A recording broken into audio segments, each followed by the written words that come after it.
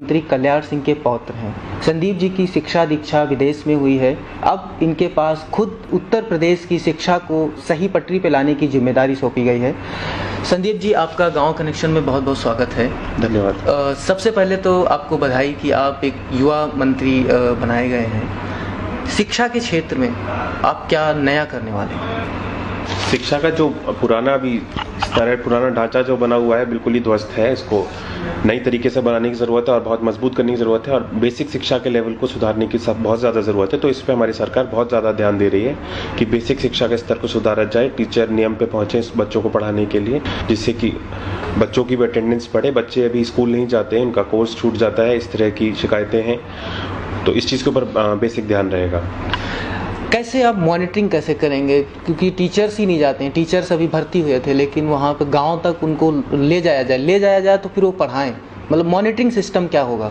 Monitoring system के लिए teachers के अटेंडेंस के लिए सभी स्कूलों में बायोमेट्रिक्स और कैमरे की व्यवस्था करी जाएगी, जिससे कि टीचर्स की जो अटेंडेंस है उसको मॉनिटर किया जा सके।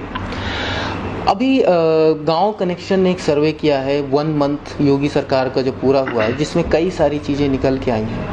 71% लोगों ने कहा कि योगी सरकार सही दिशा में काम कर रही है। 62% लोगों ने कहा कि जो फैसले लिए जा रहे हैं वो गांव की या ज़मीन पे दिख रहे हैं। इस पे आप क्या कहेंगे? जी बिल्कुल, हमारी सरकार जो भी बुनियादी तौर पे सुविधाएं हम जनता को दे पाएँ उसके लिए दिन रात मेहनत कर रही है और काफ़ी हद तक हम सफल भी हैं। और आने वाले समय में हमारे 100 दिन का जो लक्ष्य है एक प्रदेश को नई ऊंचाइयों तक लेकर जाने का, उसमें हम कामयाब भी होंगे।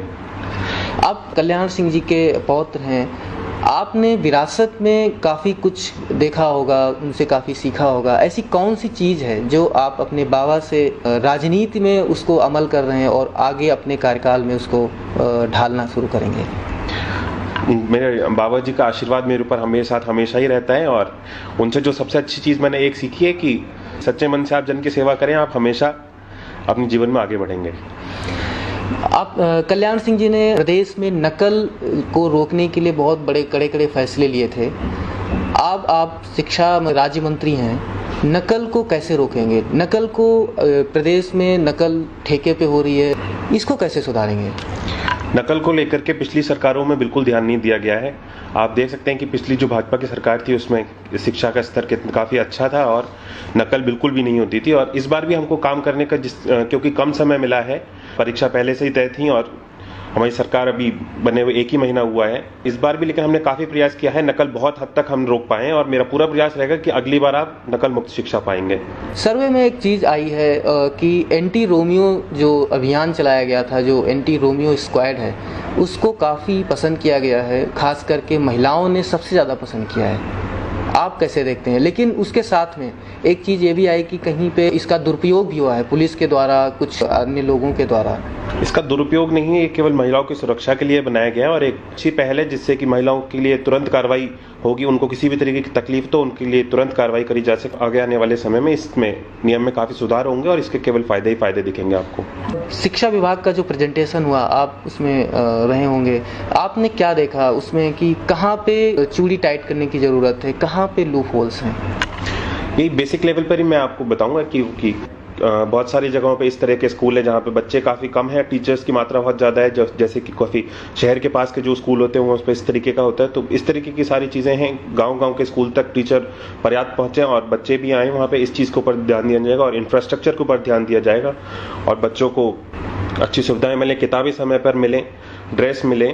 बच्चों को इस बार हमारी सरकार 2 ड्रेस देगी और 1 बैग और मुझे होगी इस बार, और 1 स्वेटर भी उपलब्ध कराएगी जो पहले नहीं होता था।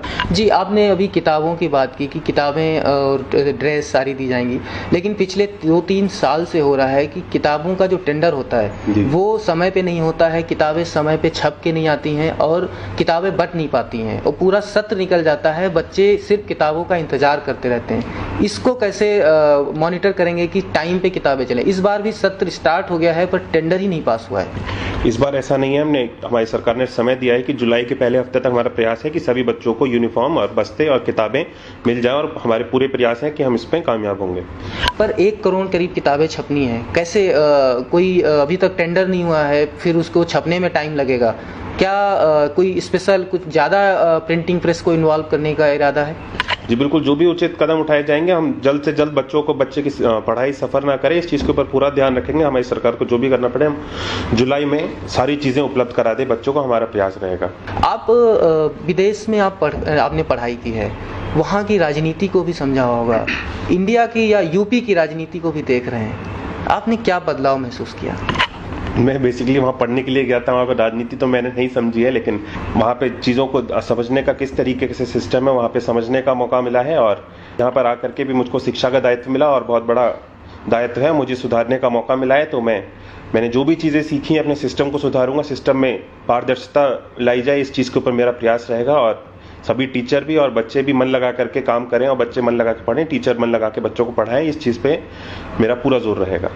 अच्छा, जब आप शपथ लेने जा रहे थे तो बाबा ने कुछ आपको टिप्स दिए, पिताजी ने कुछ टिप्स दिए? उन्होंने आशीर्वाद दिया है मुझे कि काम करने का मुझको मौका मिला है और मुझे सच्चे मन से काम करना है, किसी भी तरीके का भेदभाव नहीं करना है, सबको एक समान देख करके सबके लिए काम करना है, यही आशीर्वाद दिया उन्होंने। आप जिस अतरौली सीट से चुनाव जीत के आए हैं, आपने अपने बाबा को भी जीत में पछाड़ दिया है, करीब आपने इतिहास दर्ज किया है। क्या जनता की, वहाँ की जनता को ज़्यादा उम्मीदें हैं? उनके लिए किस टाइप से वो आपसे उम्मीद रखते हैं और अपने विधानसभा क्षेत्र के लिए क्या करने वाले हैं? बिल्कुल, मेरे विधानसभा क्षेत्र में सबसे ज़्यादा जब मैं चुनाव में घूमता था तो सड़कों की सबसे बड़ी समस्या थी और जिसको लेकर के कार्रवाई चालू हो गई है। अभी 15 जून तक हमारे मुख्यमंत्री जी ने बोला है कि पूरे प्रदेश में गड्ढा मुक्त सड़कें हो जाएंगी। मैंने अतरौली की भी सारी सड़कों का ब्यौरा दे दिया है।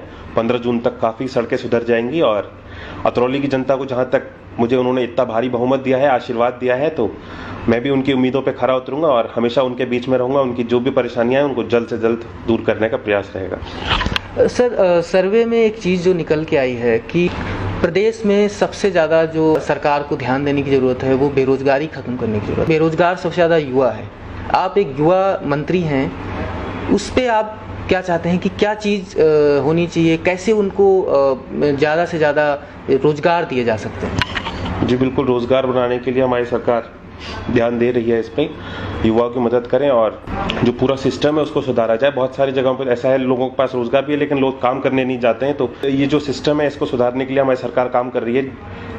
जिन लोगों को जो काम मिला है उस पर वो ध्यान दें और अपने काम को अच्छे से निभाएं, इस चीज़ के ऊपर ध्यान दिया जा रहा है। और नए उद्योग भी बनाए जाएंगे, नई तरीके जिससे हम रोजगार और बना सकें और हमारे युवाओं को काम मिल सके। जी, कानून व्यवस्था को लेकर पिछली सरकारों में सवाल उठते रहे हैं, कानून व्यवस्था को टाइट करने के लिए सरकार और क्या कदम उठाने जा रही है? कानून व्यवस्था को टाइट करने के लिए छोटे छोटे कदम है, जैसे 100 नंबर जो सुविधा चालू करी गई थी पिछली सरकार में, इसका विस्तार है, इसका विस्तार इस हमारी सरकार में होगा। और बाकी छोटे छोटे जो है जिले लेवल पर जो है हमारे एसएसपी अधिकारी होते हैं, एसएसपी होते हैं और थाने में दरोगा होते हैं, इन सब लोगों को निर्देश दिया गया है कि आप सभी कानून व्यवस्था को मजबूत करने के लिए जो भी सख्त से सख्त कार्रवाई करी जा सके आप करें, किसी के दबाव में भी काम करने की जरूरत नहीं है, उनको ऐसे निर्देश है। जी, एक युवा के तौर पे आप युवाओं को क्या संदेश देना चाहेंगे? हमको हमेशा अपने काम पे भरोसा रखना चाहिए और सच्चे मन से हम किसी भी काम को करेंगे हमको सफलता जरूर मिलेगी। अपने मन में नेगेटिविटी को नहीं रखना चाहिए, हमेशा पॉजिटिव रहना चाहिए और हमेशा आगे बढ़ते रहें। आपने कहा है कि अभी आप बाहर निकलना शुरू करेंगे, कब से आप दौरे शुरू करेंगे और क्या स्कूल्स में आप आकस्मिक दौरे करेंगे? जी बिल्कुल, मैं कभी भी, मेरा प्रयास रहेगा कि मैं कभी भी किसी स्कूल में जाकर के अचानक से चेक करूं जाकर के और